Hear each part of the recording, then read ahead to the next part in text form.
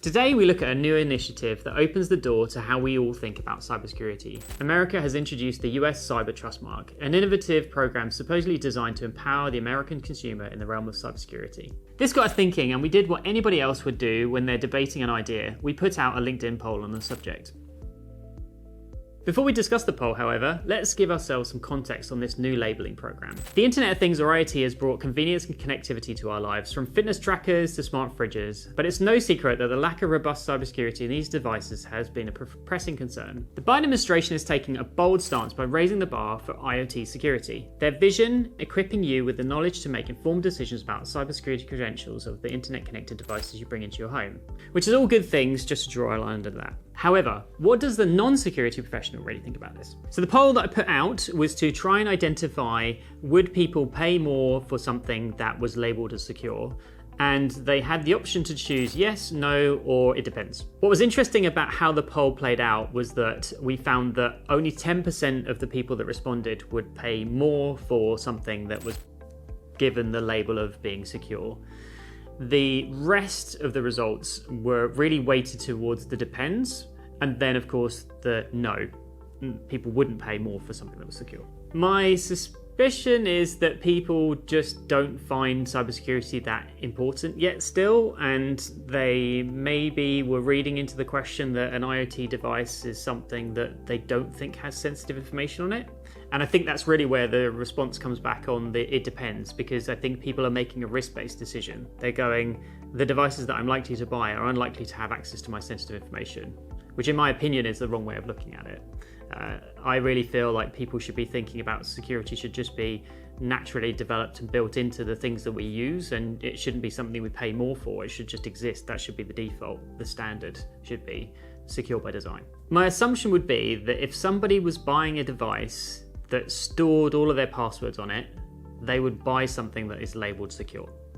I think that what people are mostly thinking about when they answer that question is, my IoT advice about my fitness tracker, do I really care if somebody gets access to how many steps I've done in a day? Probably not.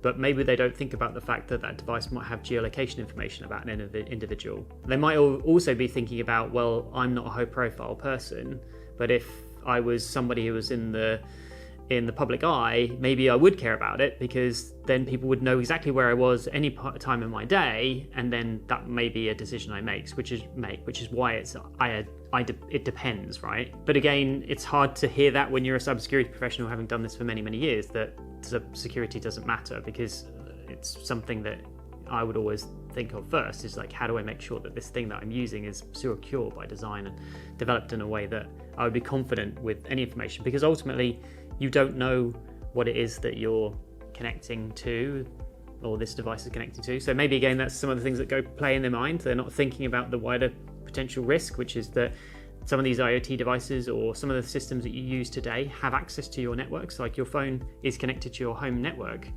So if somebody was able to compromise your phone, in theory, they could access your home network if you haven't secured it properly. So these are the things that I guess go through the minds of a cybersecurity professional, but maybe doesn't go through the mind of just your average user, your average person on LinkedIn.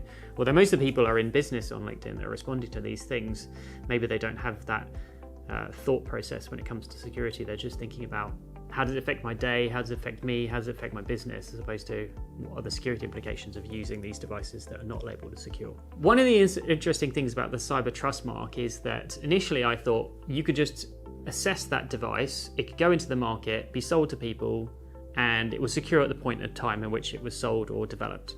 But what's really interesting is that the Biden administration has decided, all through NIST, have set guidelines as to what other things that you want to protect against, like default passwords and all the things we mentioned earlier. But one of the things they've also done is they've attached a QR code so that you could scan the QR code to get the most recent updates on the security implications or the implementation of security within those systems, which is really interesting, because it means that they're going to continue to make sure that you're aware, and the vendor has to maintain a high level of security. It's not just a once in time thing, which is good, but using QR codes from a cybersecurity professional's perspective is nothing bad has come of that, right? But ultimately, I think it's a good thing, right? They're come up with a solution that they will assess the solution in the first sense, and then retrospectively you'll be able to go back and review the security and see if it's being maintained.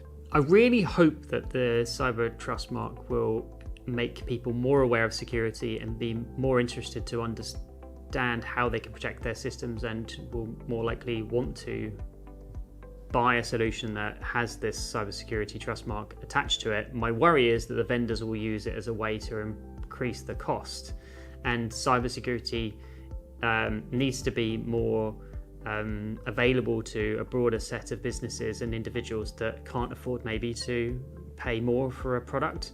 So you need to make it something that just is like I say, naturally developed into everything we do, and you shouldn't have to pay more to get that thing. I mean, one other thought process I keep having is that, you know, I'm kind of linking it directly to the fact that a vendor will make you pay more for security, but maybe they won't. Maybe they'll just take the cost of getting this thing assessed, because I'm sure there'll be some sort of assessment fee or whatever, and they'll just go to market with a secure solution, and that's their value add. That's the benefit. It's not you're paying more money. It means you're going to capitalize more of the market by having a secure IoT device that others don't have. That would be the preferential thing. That's what we always hope that businesses think about, is that it's a business enabler. It enables you to get more customers because you've got this secure system that's better for everybody, and they'll naturally just buy your services over anybody else's because of that concern for security and that want to secure something. I'm hoping the same will be true of consumers. So ultimately, it was an interesting poll. I feel like hopefully it opens the eyes of a few more people to maybe think about security and care about having a security first mentality, both in the businesses that we work with, but also the sorts of technologies that we buy as consumers.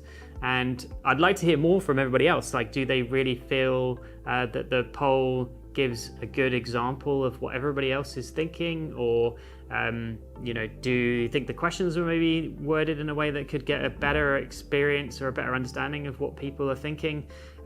Love to hear your thoughts in the comments section below.